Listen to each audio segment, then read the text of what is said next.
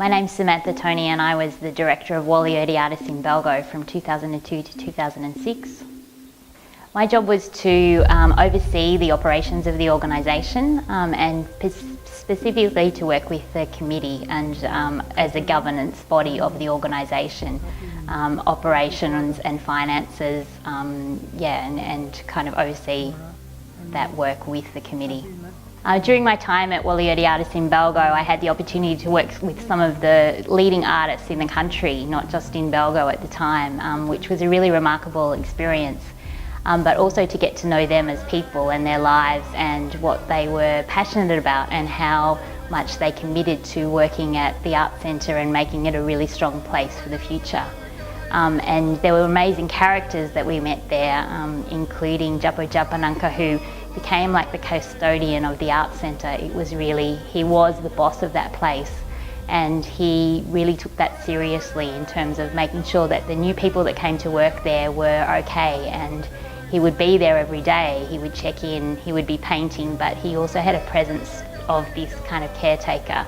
And so whenever he was in the Art Centre, you kind of had this sense of being okay and being safe and being in his care, which was very humbling in a way for a senior man and custodian of so much lore and knowledge, to have that kind of relationship with him and to feel really confident about his care of that place and that we could depend on him to be there if we needed him, and his excitement at showing people around who came visitors. So we had lots of visitors coming into the Art Centre, and he was a great host to those people, and he really got a lot of energy from sharing his knowledge, sharing his paintings, taking them out into country just around Belgo.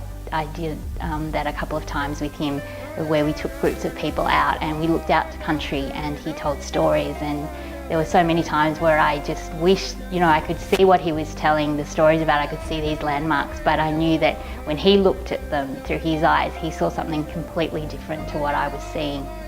I think there was one time when he had finished this major work and he gets really excited. He got really excited when he would finish a work because it had taken him several weeks to complete a work, and he would be shrieking out, come and see this work that he'd finished.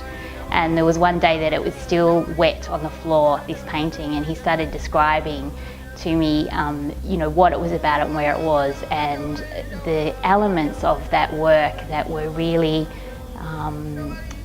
below the surface, and all of these intricate waterways that were underneath the surface of his country.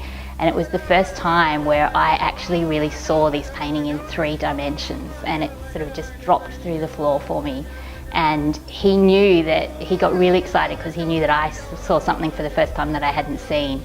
And so he got really excited about that and came up and was kind of like shaking me, to say, this is, you've got something here, you've seen something for the first time. And yeah, I'll never forget that moment. It was really incredible for him to be able to share that. But the fact that, that day I did get it and I did see something that I hadn't seen before.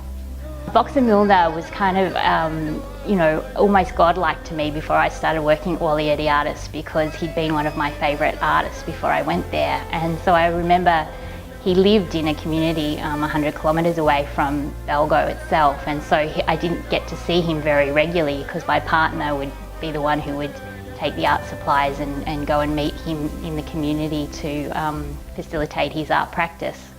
But there was occasional times where Boxer would turn up out of the blue and just arrive in the Art Centre, and it was always just this amazing experience for me that he had dropped in for a visit. And he always had his huge belt buckle, his Stockman's belt buckle on, his big boots and his cowboy hat and this enormous smile. He had an amazing, beautiful smile that really just lit up the whole place. So we just have stories together when he'd come to the Art Centre, and they were very special visits.